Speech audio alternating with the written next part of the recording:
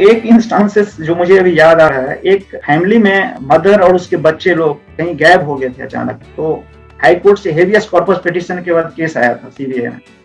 तो हम एक केस की जांच कर रहे थे, तो अचानक ये पता चला सीडीआर एनालिसिस के बाद, जो विक्टिम का जो मोबाइल फोन का जो एनालिसिस किए, अचानक एक जगह पे नहर के पास आकर के, राजस्थान में नहर के पास आकर के वो मोबाइल का लोकेशन बंद हो गया। तो ये लगा कि शायद ये यहाँ से नदी में कूद गए होंगे, इस नहर में कूद गए होंगे। तो अब ये चैलेंज था कि इसको खोजा कैसे जाए, क्योंकि नदी में अगर कूद गई और बच्चे लोगों के साथ, तो फिर इसको कैसे खोजा जाए। तो ये हुआ कि ये नदी जहां तक जाती है, उस एरिया में जो भी पुलिस स्टेशन आते हैं, उस पुलिस स्टेशन में जो भी इस उम्र के अनआइडेंटिफाइड डेड बॉडी कभी इस पीरियड में मिले हों, उस सब को हमें खोज के निकालना है। और जिस बॉडी पे शक हो, उस सब को हमें उस जहाँ दफनाया गया है वहां से निकाल के उसका डीएनए कराना पड़ेगा। तो ये काफी 200 किलोमीटर तक ये नहर थी, बड़ा नहर।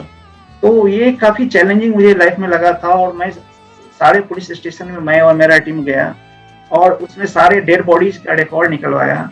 और बहुत सारे पुलिस स्टेशन में से करीब 7-8 ऐसे डेड बॉडीज आए जो उस विक्टिम से के एज ग्रुप और सेक्स, मतलब मेल फीमेल, इससे मिलता था।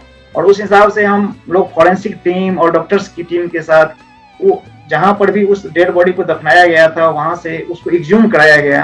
एक्सह्यूम करा के उसको फिर डीएनए कराया गया। डीएनए कराने के बाद आइडेंटिफिकेशन एस्टेब्लिश करने के लिए सारे एफर्ट्स किए गए। मतलब इस तरह के केसेस मुझे बहुत चैलेंजिंग लगा कि अगर इस तरह की इंस्टांसेस हो जाए तो आप कैसे सत्य तक पहुंच पाएंगे। तो सत्य तक पहुंचने के लिए हमें बहुत सारे डेड बॉडी को निकलवा के और उसके टीथ पोर्शन को, बोन्स पोर्शन को, जो उस टाइम तक बिल्कुल गला नहीं था, इंटैक्ट था, तो उसको डीएनए कराने के लिए भेजना, इस तरह के काम जो है वो काफी चैलेंजिंग लगा था मुझे। और इसके अलावा और भी बहुत सारे, हर केसेस में अपना अपना चैलेंज है। कोई भी केस जब आपके पास आता है, आप जीरो से स्टार्ट करते हैं। हमारे समझ हर केस में अपना चैलेंज है, अपना इंटरेस्ट है, मतलब अपना उसका, उस केस का एक अपना आइडेंटिटी है।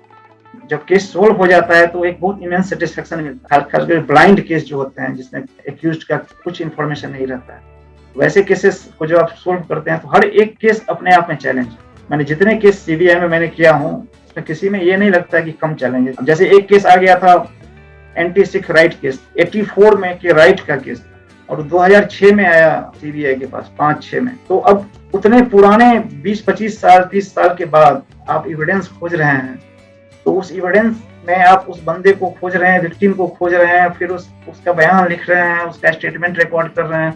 ये सब सारे कुछ, मतलब इस तरह के केसेस भी चैलेंज होते हैं। कभी कभी कुछ केसेस आते हैं जो मर्डर है कि सुसाइड है, अब इस तरह के केसेस आपको सोल्व करना है। तो मतलब हर केस का अपना एक अलग चार्म होता है और एक अलग चैलेंज होता